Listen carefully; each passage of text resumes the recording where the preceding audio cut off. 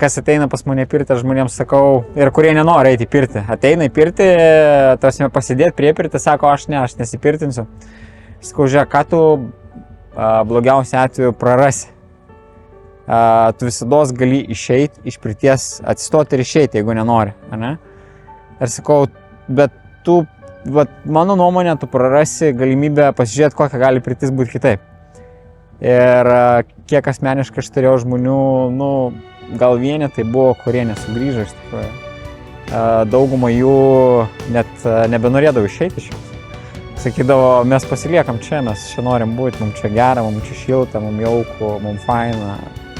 Mes jaučiam čia gerą energiją. Ta prasme, tai yra... Aš mėgaujuosi to, kad aš galiu žmonėm parodyti visą šitą ritualą visiškai iš kitos pusės.